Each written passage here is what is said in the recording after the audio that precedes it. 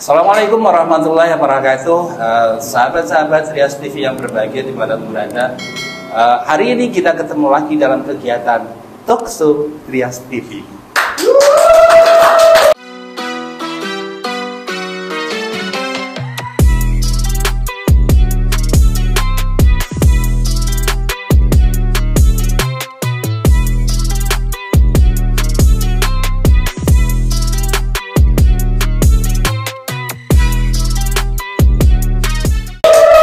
Hari ini kita kehadiran satu narasumber lagi.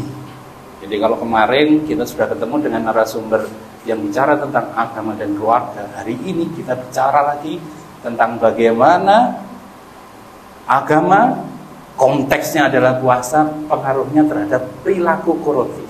Hari ini kita kehadiran satu narasumber yang sangat keren. Beliaunya senior, bilangnya sih mau pensiun, tapi insya Allah masih panjang. Beliaunya adalah Bapak Umar Said Sugiarto. Baik, ini Bapak kita ini aslinya dari Gresik. Jadi beliau ini berkarya, karyanya banyak sekali.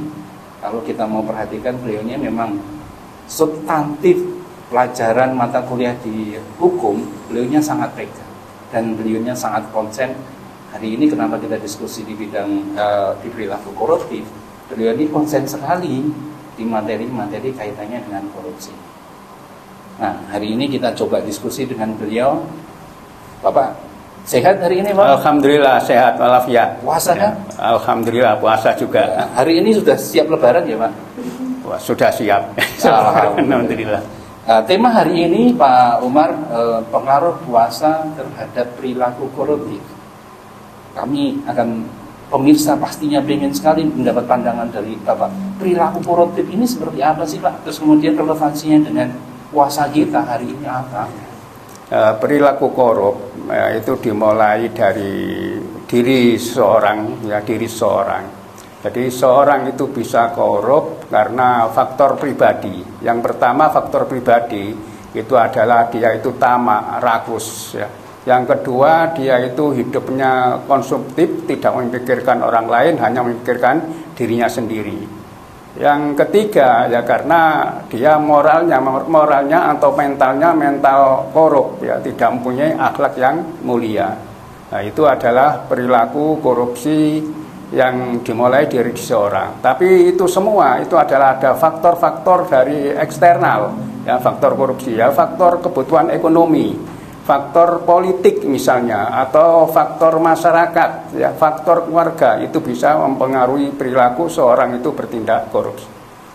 Ya, sebenarnya kalau kaitannya dengan puasa sendiri, Pak, itu seperti apa kalau menurut Pak Umar ya? Ya, kalau perintah puasa itu adalah perintah yang diwajibkan oleh Allah Subhanahu wa taala.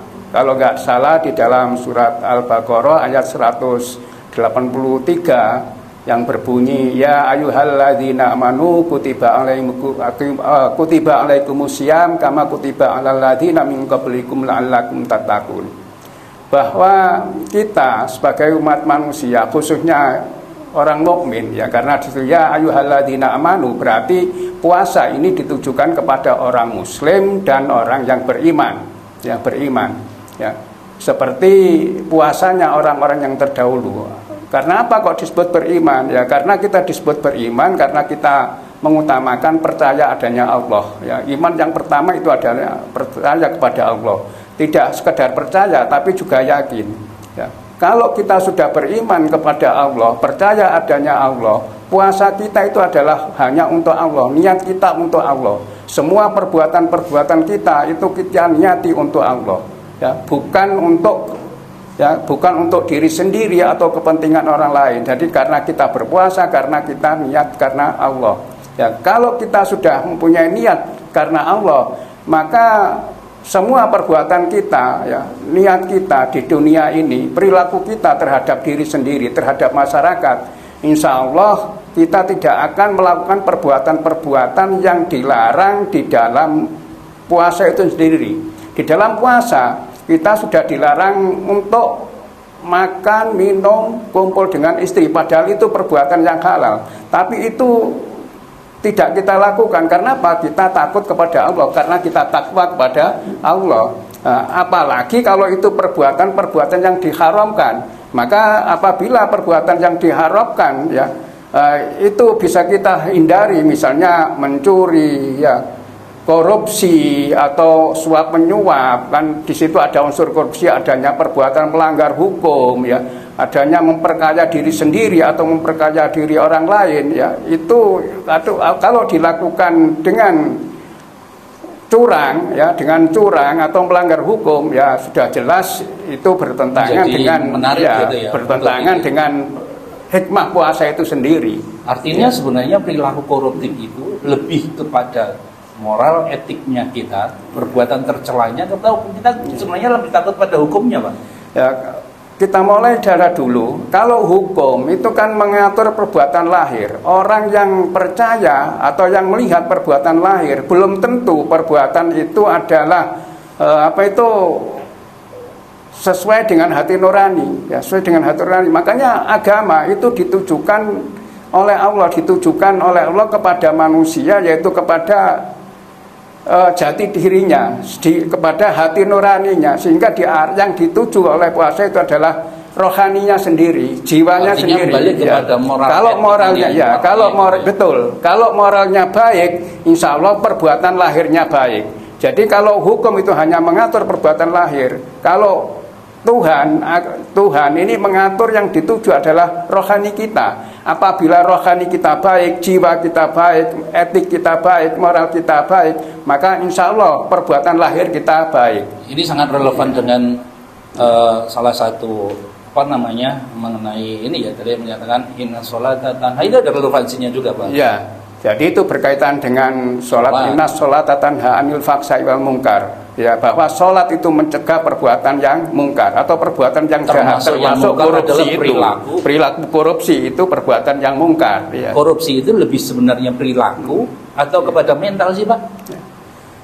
Sebetulnya kalau korupsi itu perilaku, tapi perilaku. Kalau mentalnya sebenarnya mental orang itu baik, ya. Semua moral orang baik, diciptakan untuk baik. Tapi karena dipengaruhi faktor-faktor intern dan faktor ekstern untuk memperkaya diri sendiri, faktor gengsi ya di masyarakat, ya, karena saya ini adalah profesor, saya ini doktor, saya itu pejabat atau jenderal, ya.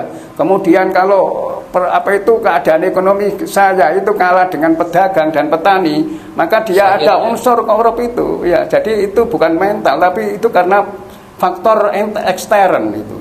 Iya, artinya pengaruh ekstern itu juga sangat mempengaruhi orang. Tapi kalau kejiwaan orang itu lebih menjalankan nilai-nilai yang ada di konteksnya, rukun imannya dijalani, rukun Islamnya dijalani, harusnya lebih hidupnya lebih wise gitu ya, Pak ya. Ya, jadi ini memang sudah perintah agama, ya. Jadi kalau kita itu taat pada agama karena agama yang diarah moral, ya, jiwa kita, nurani kita, maka kita tidak akan melakukan perbuatan-perbuatan yang dilarang oleh Tuhan itu sendiri. Nah, korupsi itu perbuatan yang dilarang juga, ya. Sama dengan kalau bahasa di Malaysia menggunakan riswah, kan. Di Indonesia itu suap, ya, menyuap, dan yang disuap itu adalah laknatullah ar-roksi, laknatullah alal roksi wal murtasi fi hukmi. Siap. Pak Umar, ini kalau kita melihat sekarang ini kan ada fenomena korupsi tidak hanya dipandang sebagai perbuatan formil saja, kan, tetapi perbuatan materialnya itu yang merugikan. Akhirnya kan memang ada relevansinya, ya. Tetapi sebenarnya kan undang-undang kita lebih cenderungnya kepada formilnya atau materialnya, Pak. Undang-undang kita, Undang-Undang nomor 20 tahun 2001, Undang-Undang pemberantasan tindak pidana korupsi, itu ada korupsi, itu adalah juga mengatur perbuatan korupsi itu formil maupun material. Ya, kalau formil itu perbuatannya mengambil uang negara, menggelapkan uang negara, melakukan pelanggar hukum, menyalahgunakan kewenangan, itu adalah perbuatan materi formilnya, ya. Tapi akibat hukumnya apa? Merugikan kepentingan negara, merugikan ekonomi negara. Kalau kepentingan negara, ya, ekonomi negara ini rusak ya, rusak karena yang menyuap dan yang disuap itu dilaknat oleh Allah Subhanahu wa taala, dan tunggulah kehancurannya ya. Jadi kalau itu akan merusak tatanan negara, negara akan hancur. Bahkan hadis yang lain menyebutkan akan kiamat negara itu. Kiamat itu belum tentu kiamat seluruh dunia. Tapi kalau negara itu terjadi korupsi,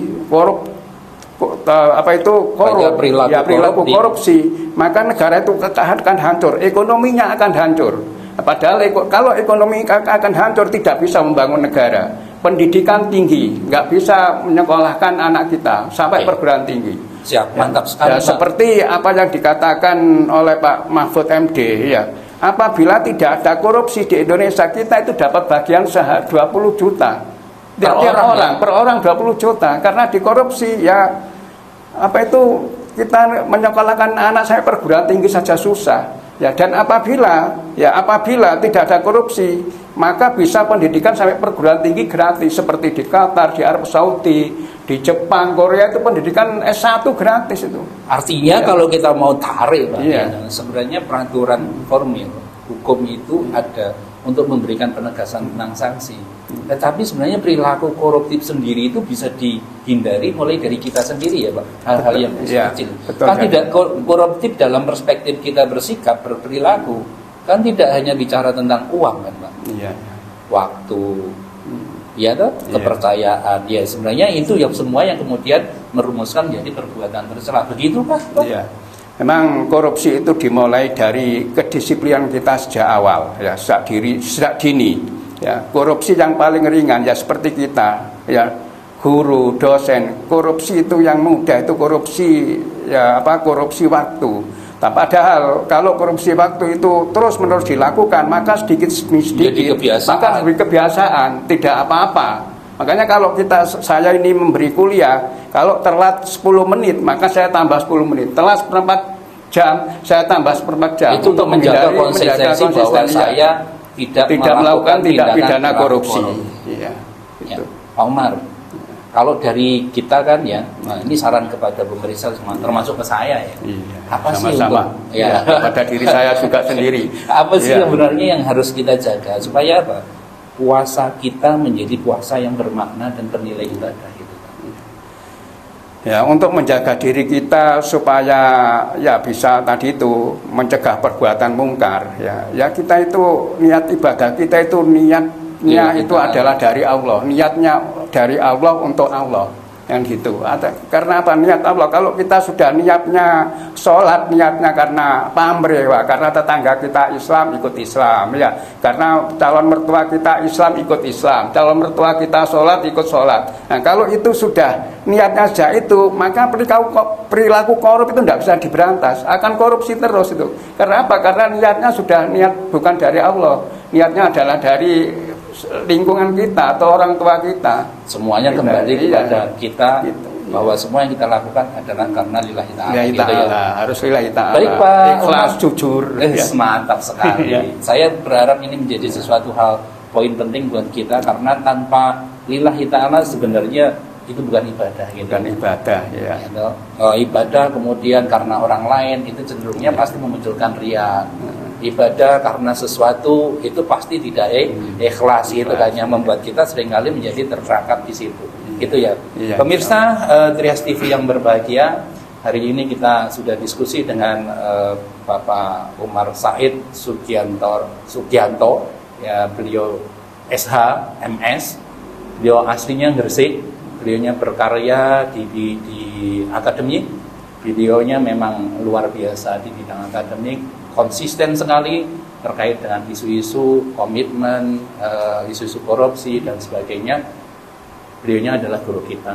Insya Allah bermanfaat buat kita. Kita berjumpa lagi di talk show berikutnya yang insya Allah kita akan hadirkan dengan narasumber-narasumber yang lainnya. Pak Umar, sehat selalu.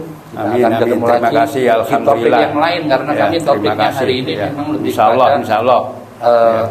Korelasinya dengan berbagai macam tentang ibadah.